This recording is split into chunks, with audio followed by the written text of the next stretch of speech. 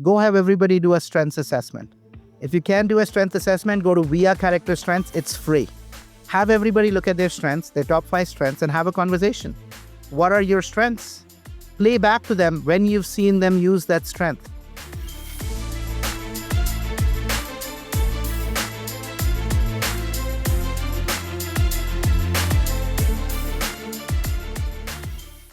Hi, and welcome to this episode of The Courageous Choice.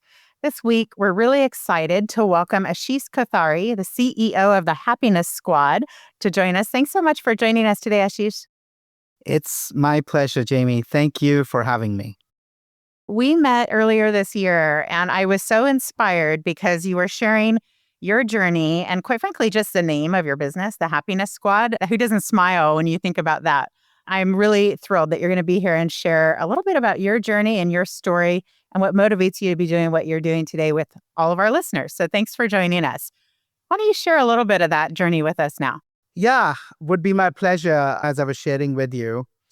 Before I started Happiness Squad, about now almost 3 years ago, it'll be 3 years in August, I actually spent about 17 years at McKinsey. I was a partner for the first 12 years doing most of my work around large-scale operations transformations. And then the last 7 years, I focused on the topic of adaptability, resilience, well-being, really doing deep research, client work around this topic. And it came, Jamie, from a personal, like what shift, why you shift, how do you shift after 12 years of doing something and you're like senior in the firm and completely change what you do? Really, it actually started from my own personal bout with anxiety. I was waking up every morning anxious. I didn't know why, because everything was great. Everything externally was green lights. The work I was doing with clients was so impactful. I loved the firm. I loved my colleagues. Everything was great. Family was great. Health was great. And yet I was waking up with anxiety every morning, and it would go away in a couple of hours. But every morning I would be curled up in a ball. And I didn't know why, and I wasn't okay to actually start taking the advice of others who said either go see a therapist or take a pill. This happens to people. You're getting to be 40. Who knows what's coming up for you? I'm like, there is nothing coming up for me. I don't know why this is. But anyway, I decided to kind of do my own research in the fields of spirituality, psychology, neurosciences. I went on a couple of retreats. And one of those retreats that was actually organized by the firm, it was with an external company called Mobius, changed my life. 18 months into my journey with battling anxiety, we were in Portugal at one of the oldest monasteries. And that week was transformative because I walked away with 3 big insights that literally became the arc of this journey that I'm on. The first was I realized that when we think about who we are, we use all these roles and titles and ways of labeling ourselves. But when we really take away all of those, if I don't describe myself, if I ask you to describe yourself, said, don't use your name, your gender, your experience, where you live, your roles in life, like a mother and a daughter, etc., etc. Who are you behind all of that, right? For me, the answer that consistently kept coming up was my core essence was that of relationships and connections. It had been my through line my whole life. Move to keep in touch with people, connect people, support people, and just, if I could in any moment make a difference, even if it's connecting them to somebody else, it was always true for me. On the third day of the retreat, we were off devices, we were meditating, we were doing yoga, none of these things I'd done before, even though I'm Indian. We were eating healthy, no alcohol, spending time in nature, in connection. On the third day, I woke up with no anxiety. And for somebody who's woken up with anxiety for 18 months to have a day when it's not there is amazing. I still remember that day I woke up and I'm like, oh my God, my head doesn't hurt and my knees are not up to my neck. And I remember just looking out at this the sun was rising. I walked out and I could still remember the wet moss on my feet versus the usual wake up, oh my God, like all these emails have come out and you start running. I realized that this work was deeply transformative and had lots of impact because personally, I could see the impact that had on me in even 3 days. And then I looked around and there were 30 to 40 other partners and senior partners, all unbelievably accomplished people, worked hard, beautiful humans, and every one of them had perfect external lives, but struggling internally. with the same stories, just different versions, but of the same stories that I had. And it was that week and those three insights that gave me my why. I decided that I was going to spend my life researching, learning, practicing, and building something that allows happiness to be accessible to all, for people to flourish.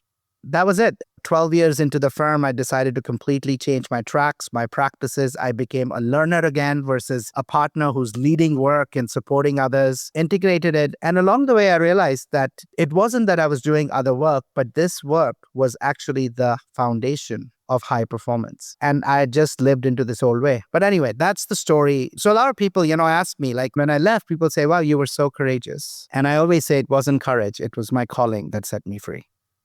It was my calling. It was something that I just couldn't not do. I got chills as you're telling your story in so many different points, honestly. It strikes me how many people, executives, successful to the outside world, are suffering or waking up with anxiety daily, that feeling, the kind of comparable feeling that I had as you described that third day and walking with the moss under your feet. Is like the first, you're wearing glasses, like the first day I got glasses or contacts and like you didn't know you couldn't see. And then you're like, look at those leaves. It's like a new way of seeing, right? And once you see, you can't go back to not seeing. No. So really striking on so many fronts, and pretty cool that you were able to switch even internally into kind of researching and getting more information. It says a lot about you. That's wanting to understand, right? Wanting to understand and to explore and to recognize that you weren't alone in that feeling. Did you feel, were you supported to navigate that? Or how did that conversation go? I'm curious. Oh, yeah. You look, everybody's going zig and you're going zag. Of course, it doesn't come without difficulties. By the way, I also over time realized why I was feeling anxiety. I was literally experiencing what Viktor Frankl in the 50s called a crisis of meaning. He said there are many people today who have the means to live, but no meaning to live for. And that was true for me. Like the work I was doing was highly impactful. It made all the difference to people out there. But a lot of my work was about cost savings and finding ways to help companies save money.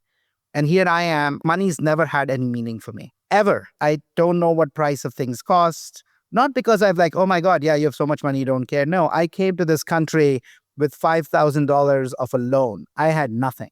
It's never had that effect. Every time I've changed jobs, and I changed 7 jobs before I got to McKinsey, money, roles, titles have had no meaning to me. It's just not wired. So when you spend 12 years running around trying to save people money, working long hours, flying everywhere, that, what are you doing? It was my body and my body's wisdom that was revolting and showing up in form of this anxiety of like, can't keep doing this. You are meant for more. Calling and being meant for more, and to hear that or to start to understand and conceive what that can mean, I think. Absolutely. And how you help others by leaning into that. I'm excited to get to the framework because so many people, I think right now, and organizations, teams, and just individuals are really struggling with the compounded change, the internal and external factors that are affecting them, the pace of change in really all aspects of life, but certainly at work and technology and post-COVID and all these kinds of things. And yet the tension around companies wanting more productivity and cost savings. And so these tensions are really hitting people hard. I know that's what you're helping people navigate in their work. Maybe share a little bit about how you're doing that. This was basically the reason I left, right? So my pivot in the firm was to do this work. And it was amazing. It was incredibly successful. When we hit COVID, Jamie, there was something else that became apparent to me. That even though I had quote unquote woke up, by the way, I'm still learning. I'm on my 690th book. I read a book and a half a week. I'm constantly learning. That's unbelievable. Do you post the books you read anywhere, like your reading list? Because people may want to know. No, I will. We're just actually creating one on 10 books that changed my life. But literally, I read from all over the place, but mostly around this topic of flourishing, anything or something around this. Going back, I realized I was asked to actually build our firm's offering on this topic for clients because we knew that the change that was coming and hitting people was so big. That's when I actually realized that even though I had started doing all this work and changed my life and I was coaching so many others, there was a lie that I was living. I was blind to it. I had a story that stress and anxiety are prices insecure overachievers and leaders pay for success, for control, for fame, for money, what have you. That if you just want to live an ordinary life, you can actually lead an ordinary life. You don't need stress and anxiety. And when I started looking at the data, it blew my mind. And I realized how wrong I was. I realized that people in the not-profit world were more burnt out than those in for-profit. I realized that frontline workers were more burnt out, stressed, and anxious than senior executives. I found out that those who were teachers and doctors and therapists, these noble professions, were struggling more than private equity, venture capitalists, greedy consultants, whatever you want to call it. And here I was serving the top of the top at the firm. And I was like, they have all the other resources. They can go to a therapist and take a pill. I don't need to wake them up. What I need to do is build something that actually reaches the masses. Because look, here's the reality of what we are living. This is how stark it is. Our ways of working today are fundamentally broken. They're not somewhat broken. They are fundamentally broken. And it's coming at a huge economic and human cost. Let me tell you the human cost first. Today, Oxford's work, 20% of people are thriving at work. 20%. 60% experience stress daily. People on the front line, only 19% find meaning at work. For 81%, it is just a way to earn a paycheck. And that itself for many is not enough. We're stuck on engagement levels of 20 to 30%, 20 years since Gallup launched the G12 survey, right? Loneliness is at an all-time high. Globally, 20%, 22% of people are actually burnt out. That is the cost we are paying from the way we work. And it's exponential. You start looking at their families and kids and people they lead and everything else, right? I mean, it's just massive, right? And work is what we spend 90,000 hours, 1/3 of our life. But even those numbers don't really capture it. The reality is between 20 to 60, you will spend majority of your waking hours in the week at work. So if you're struggling at work, if you're not thriving at work, how can you thrive in life? How can you thrive in life? And the cost we pay as businesses is also massive. So it's not like, okay, you're doing this because we are doing something else and that work is kind of raising humanity. This poor work well-being costs us $12 trillion in global GDP loss. That's 10%. So if you're a company, you say, hey, how much does poor work well-being cost? Are my people doing okay or not? Take 10% of your revenue. That's the cost, potentially, of what you're leaving on the table. Yeah, explain that though. It's got to be because people aren't finding purpose and meaning in it. They're not feeling connected to it. Exactly. So there are three big drivers. There are about 5, but there are 3 big drivers of losses. And some of them are hard dollars, some of them are soft dollars. Attrition. It takes 0.5 to 1.5x to replace a worker who's lost. Many of industries are facing 15, 20, 30% attrition. Go to any manufacturing, restaurant, hospital, those kind of jobs, give 20, 30% attrition. We were looking at these numbers right now for a client, I won't tell the name. They have 13,000 to work at a company. 13,000. 4,500 people leave every year. Do the math. You pay them 50,000 and 4,000 people leave. That's a $200 million problem, right? That's assuming it's 1x. If it's 1.5x, it's 300,000. If it is less, you have the range. That's just the amount of cost to rehire and fill those roles. That doesn't even include the cost of the production line not running when somebody's out. At that level, there's a bunch of lines that probably can't run.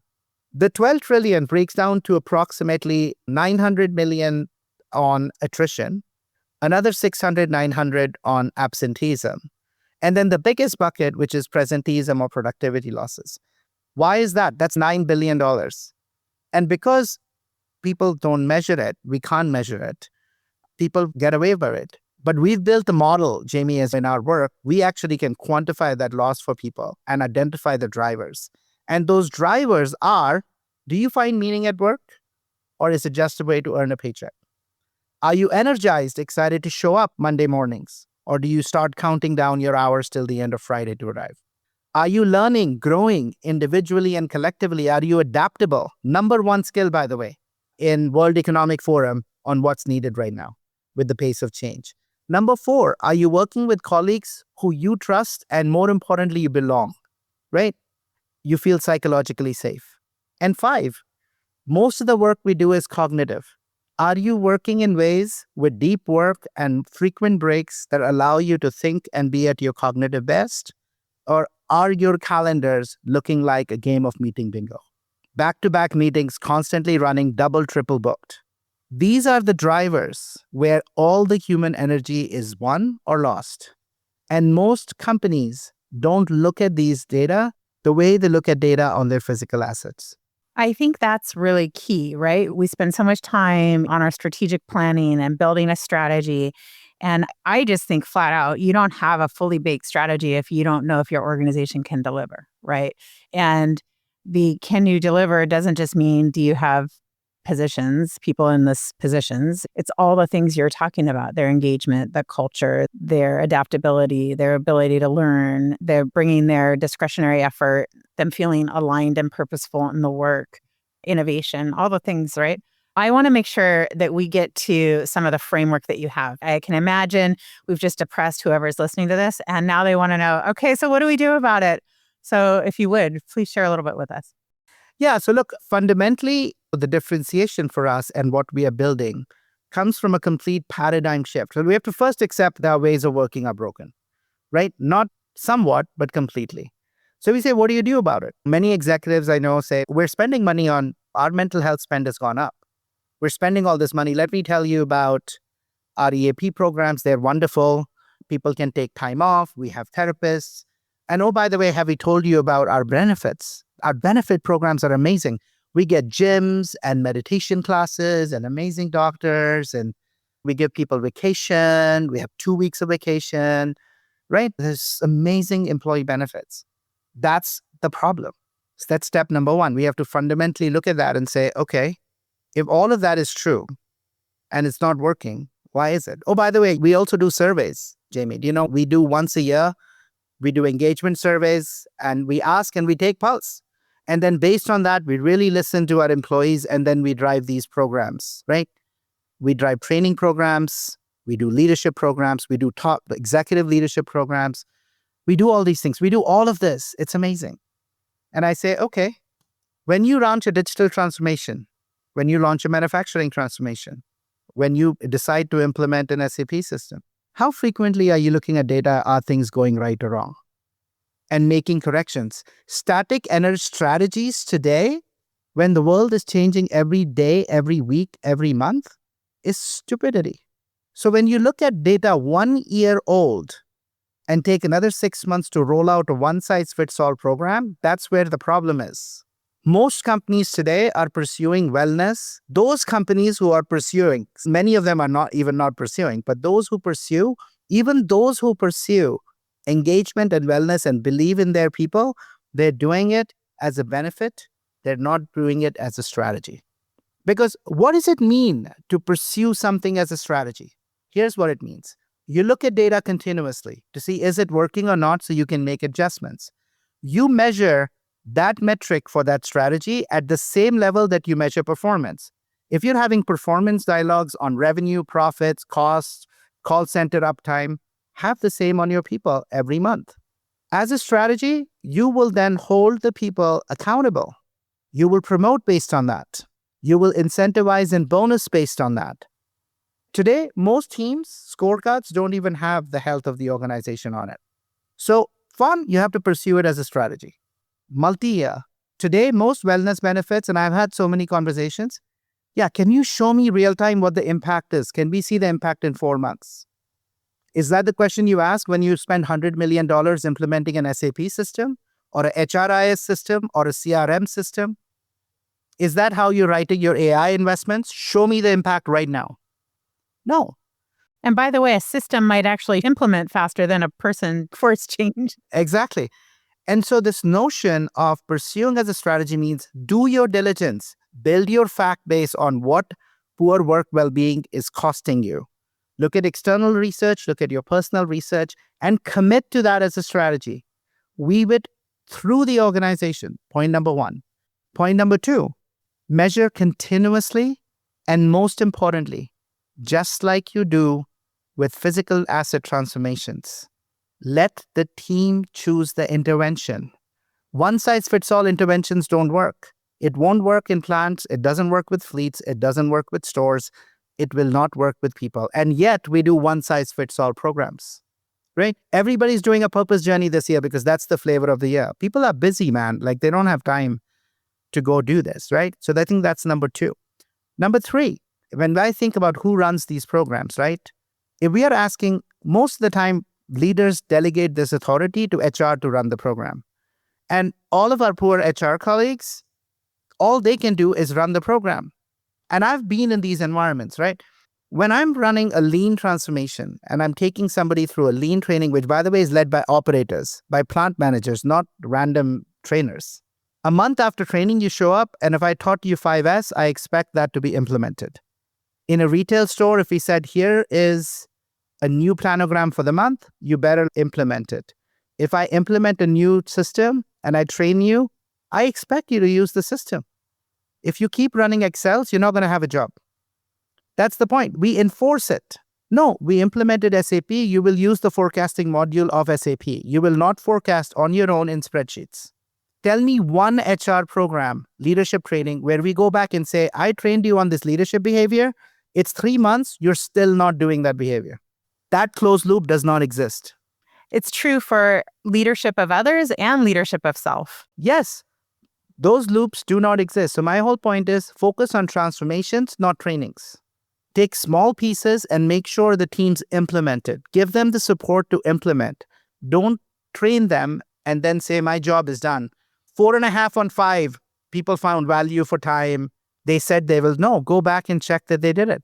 So really pursue it as a transformation. And the last but not least, this is where AI can actually help us. Today, no matter what the topic is, you can learn the interventions and you can give every manager a toolkit with their teams to allow us to do that. And that's really what we are building. We're really building a new human operating system that provides the technology layer to enable every middle manager, every leader in the middle. Most of them, by the way, are overburdened, burnt out, disengaged, and frankly, highest gap in what we are asking them to do versus what they have, because we never train people on these skills. We are equipping them with this at their fingertips. So for those who are willing to lead in a higher, more human, more effective way, will have the resources to activate flourishing throughout. And if we do that, here's the size of the prize that we can unlock. Personally, managers have a bigger role than therapists in our mental health. Those who flourish at work also have families that flourish and communities that flourish. So there's a massive impact. But here's the real economic impact too. 2 to 3.5% higher alpha. That's what we can unlock. Over 10 years, that's a 20 to 35% higher shareholder value creation. But that only happens if we pursue flourishing as a strategy. Wellness as a benefit, Oxford study, 1,500 programs, zero ROI. We're just burning dollars. Just burning dollars has no impact. Is it that the programs aren't valuable, or is it that we don't measure the implementation and utilization or integration? They actually are not valuable, and I'll tell you why. Even if they measure, it won't change anything.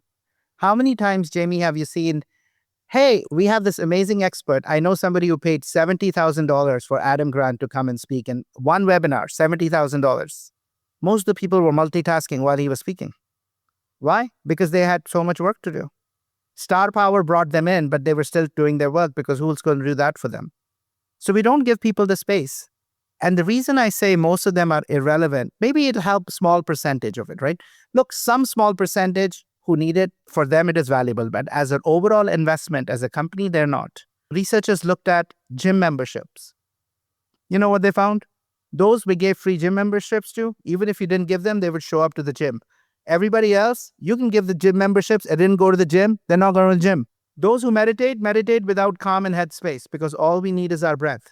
Those who are not going to meditate, you can give them a personal coach who calls them, let's meditate. They're not going to meditate. So the first is The gap is the following. This is research from McKinsey Health Institute, came out 2 years ago. And they really disaggregated drivers, they call demands and enablers that contribute to wellness, well-being, and to burnout. Here's why most of these programs don't work. Individual factors that are at the individual control only account for 27% of well-being and 3% of burnout, which means 97% of the drivers that make somebody burn out are outside that individual's control. So when we send somebody off to a therapist because they burnt out, they had a breakdown, and then we bring back but we don't change the way they work, what do you think is going to happen? It's a systemic shift. It's a systemic shift. We need to address organization, job, team, and individual. And it needs to work in coherence. By the way, here's the issue, the other side of the issue, right? So on one hand, we give it all to individual. The other side is individuals. And there are many people, many leaders along the way. They say, oh, have you heard this before, Jamie? Yeah, I don't know what to do. My senior leadership doesn't believe in this work. They don't invest. That's the pressure. That's the culture. That last layer of organization only has a 1 to 10% impact. That's the silver lining. That's the opportunity in this glass half full or glass half empty world.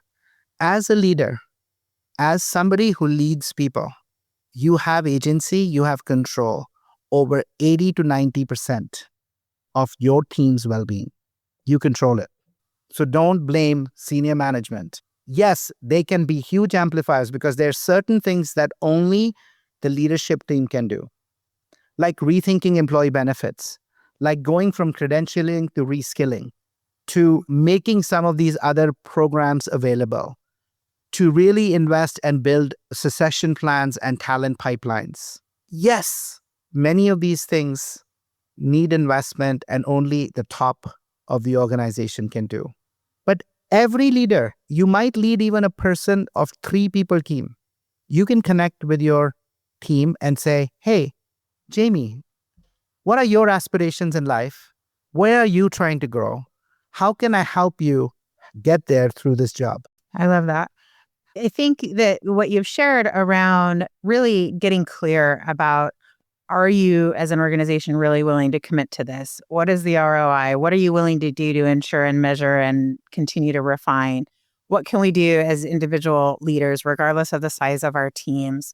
I think these are all things that we can do. I'd love to hear if there's a story, or it can be a more general story, but to me, it strikes me that whoever, the leaders and the teams that you're working with that choose to really bring, for example, you in to, at a systemic level, to adopt a new human operating system or people operating system, that's going to take courage, right? I can imagine them going to their board and they're like, what are you investing this in? What, you're going to disrupt your organization to do what?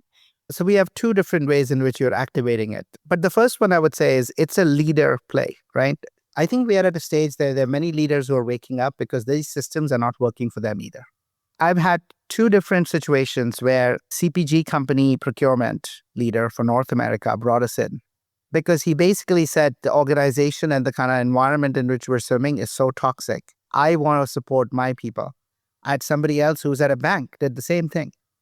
The program we're running for them is $60,000 that supports 130 people.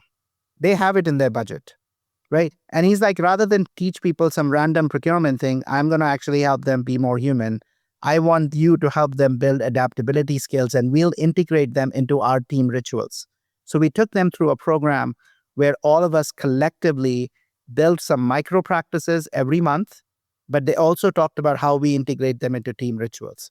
I'll give you a very simple example of that. Instead of constantly looking at the gap versus the target we need to hit a month, we're going to start with gains. We're going to start with a conversation on gains we've had.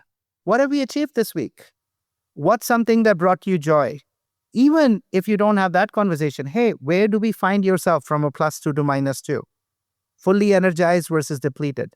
Why is that important? It allows me to see what you're battling. I can maybe offline connect. Can I do something to help? But I can also give you grace in the moment. We start having conversations not about what we are achieving out there, but how we are doing. We start to enable a different dialogue. Hi, Jamie, how are you doing? Oh, I'm on a -1. What's going on? Like, I'm back to back and it's never ending. Let's have a conversation. Why is you back to back? Oh, I have all of these people who are calling me and they need requests right away. You can have a coaching moment. One of our micro practices is this Eisenhower Matrix, urgent, important prioritization. Hey, are all those things urgent and important that you're answering at 11 p.m. in the night? No.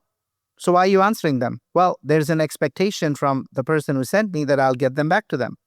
Do you need my help as a leader to help reset that expectation? What if we set up some SLAs that says if it's this kind of request, you get an answer in 2 weeks. If it's this request, you get it in a week.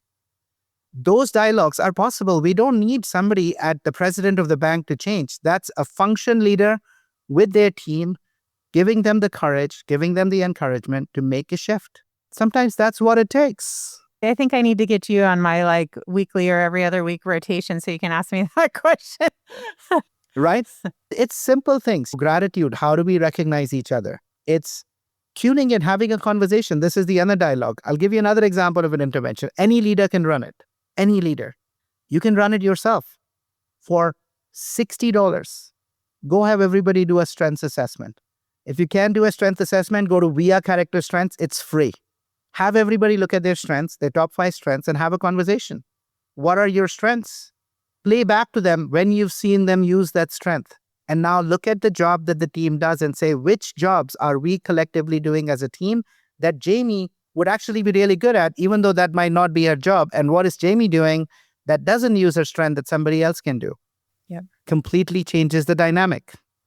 Totally. And we have that optionality. And I love that it doesn't have to be an enterprise level C-suite buy-in. We can make this change, at any level in an organization if we're willing to.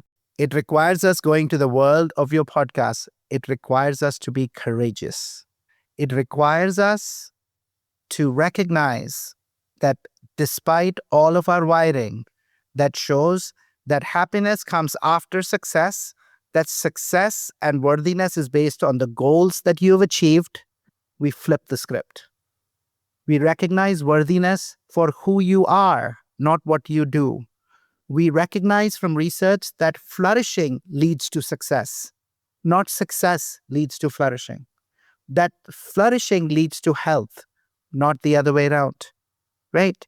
We have to recognize that. And if we recognize the human, each one with their unique story, with their unique skills, nobody wakes up, Jamie, no one, from the laborer to the production worker, to the manager, to the executive. No one wakes up saying, how can I be useless today? How can I show up doing as little that I can today?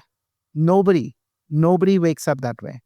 But we condition people to that because we create environments where people feel helpless. Marty Seligman coined this word, learned helplessness. That's what we are creating people.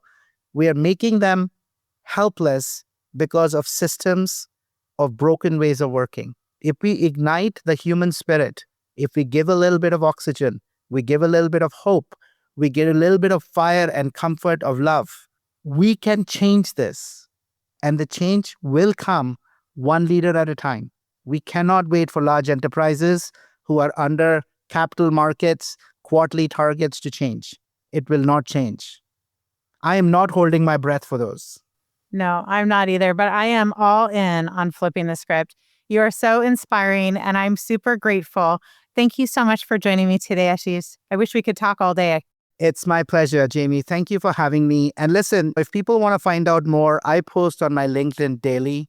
These are interventions. Most of them are things you can implement without a single dollar. If you need help running a formal program, you can, of course, reach out to us on Happiness Squad. We have our podcast that we have unbelievable guests as experts who are showing and giving their gifts and their research 20 plus years. I have nobody on my podcast who's not research backed or a CEO who's made a change or a leader who's made a change. So these are real practical ideas that you can get for free because we need people to wake up, to be courageous, which is your podcast, and take action, right? Business, Clay Christensen said this, Jamie. Business is the noblest profession because through that, we have a chance to change the lives of thousands of people we lead. 100%. And I just hope people take that inspiration today from this podcast and make one change. Make one change tomorrow. Show up, do one thing differently. Oh, I would love to hear the changes that people start making and maybe what you've sparked for people that are going to not only help themselves, but those in their lives. Thank you so much for being with us today. True pleasure and honor. Thank you so much. My pleasure, Jamie. Thank you. Thank you for listening to The Courageous Choice. If you enjoyed this episode, please leave a 5-star review to help get the word out about the podcast. And don't forget to subscribe so you don't miss out on any of our future conversations. If you'd like to know more about gig talent, please visit gigtalentagency.com or email us at podcast@gigtalentagency.com. See you in the next episode.